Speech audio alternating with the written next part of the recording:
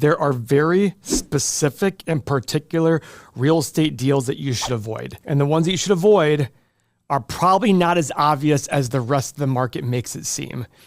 It's very simple. Avoid the deals that don't make sense financially. Now, it's easy to sit there and say that. And of course, you're going to sit there and say, well, Paul, of course I'm not going to do a deal that doesn't make sense financially. But you'd be surprised. So many people will follow the location idea, and they'll buy any property if it's a good location and keep the noise out when it comes to actually sitting there and running the numbers. Guys, I have my software here. I created the real estate calculator for a specific reason.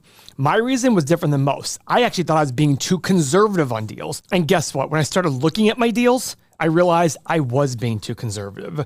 That's usually the opposite of what everybody else is doing. Most people out there, and you're probably one of them because I was too.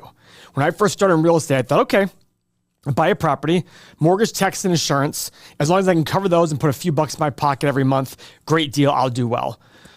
You're not going to do terrible, but you're not going to do great. You're probably going to make high single-digit, low double-digit returns. That might be enough for you. But to which I would then say, well, then why deal with the hassles? Go invest in the stock market. You can make 9 or 10% returns over a long period of time. Granted, it might be choppy, but you'll be able to do that consistently with a lot less work. Now, what do people usually do? Well, they usually find a property, fall in love, figure out any way to justify the deal, just like when they find a stock they love and a company that has a great story. Oh, but this company's doing this, it's doing that, it's doing this, and I got to buy it for that reason. Okay.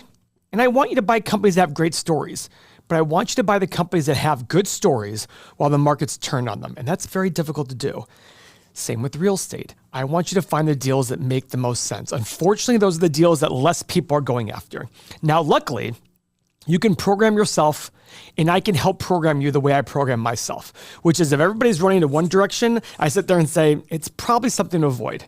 And if people are avoiding this, now 80% of the things people avoid probably should be avoided, but the 20% that shouldn't be avoided, that's where you make your killing.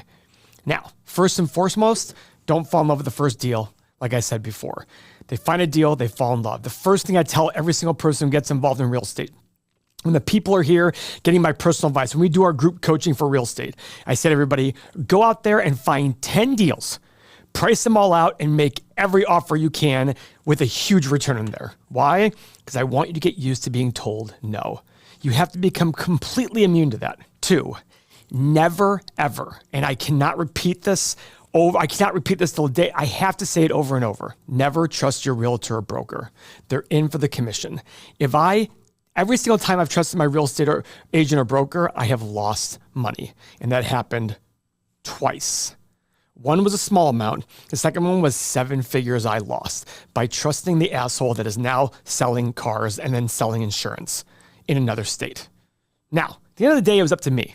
But he was gone the second his commission check cashed. And guess what he said to me? Paul, I'll never let you overpay. I overpaid by $1 million on a $3 million property. Guys, you need to understand the numbers. It's exactly why I created the real estate calculator. I wanted to understand my numbers. What's my actual IRR? Got to remember, IRR takes all your cash flows. You look at your IRR here. You analyze this. It is all your future cash flows and brings them all to today. This is how much you lay out day one.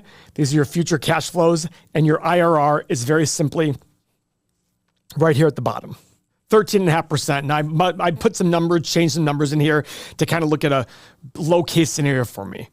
But I'm looking at that saying, okay, now what kind of IRR is right? Well, I'd like to find 15% IRR, but I also know where I'm looking. But you better believe that 15% IRR might be too much or might be too little depending on the property I'm buying.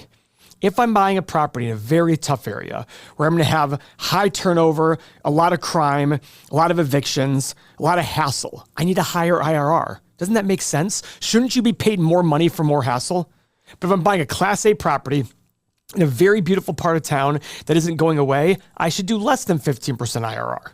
Now you might sit there and say, well, Paul, you just told me not to sit there and buy location. No, it's okay to buy location. But if you only focus on location and that's it without understanding your numbers, you're probably going to end up making far less than you even think. Now, Dave Ramsey, you guys all know him, or a lot of you know him, and I am very critical of him. However, in this regard, he made a video recently where he said, if you want to make more money, buying the hood. And he's right. The tougher the area, the more money there is to be made. Those kind of deals will get you 20, 30% IRRs, but boy, you're going to spend a lot of time working. You know, we as a company have sat there and looked at deals in tough areas and easy areas, and it's very clear which ones make more money. And we'll have a threshold in the tough areas saying, are we willing to do this? Yeah, because it's going to make us 20% IRR. And when we're doing big deals, it adds up to real big money. But sometimes we're just like, you know what? No, we need a break. Let's go find a nicer property that maybe we're going to make 15 or 16% by putting money into it. That's what's important to us. We're always evaluating where we are in our career and the kind of property we want to bring on next. Guys, it's no surprise that you see people all the time losing deals in nice areas. Great buildings in New York. Beautiful spots going to foreclosure. Look at Jared Kushner, Ivanka Trump's husband. Him and his family lost some premier properties in New York City. The prime of the prime real estate deals. Why? Overpaying.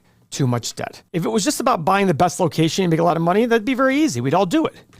But there's a reason it doesn't work, because when everybody floods to it, the returns go lower and lower. But you might sit there and say, well, no, because this says this return is this. Yeah, you fudge the numbers to justify a higher price. But does it actually happen? No, that's what I did in my first big real estate deal. I was like, that's okay. It's only 10 grand here, 10 grand there in terms of expenses. Before you know it, I'm upside down by $1 million.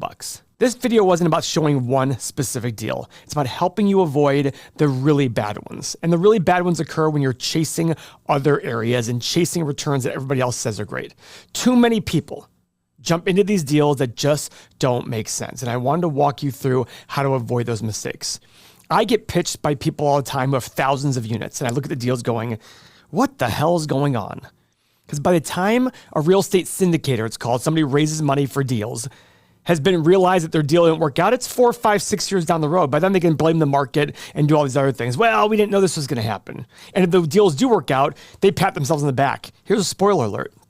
They have no idea why they worked out, just like they don't know why they're not going to work out.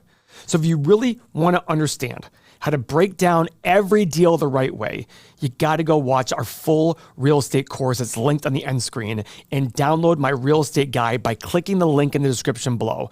I'm going to show you exactly how I look at deals step by step. Guys, it isn't complicated, but you have to approach it with the right mindset, focused on the numbers, not the hype. I see this time and time again. It's not about overanalyzing. It's about analyzing the right things, and that's what I teach in this course. I'll see you there.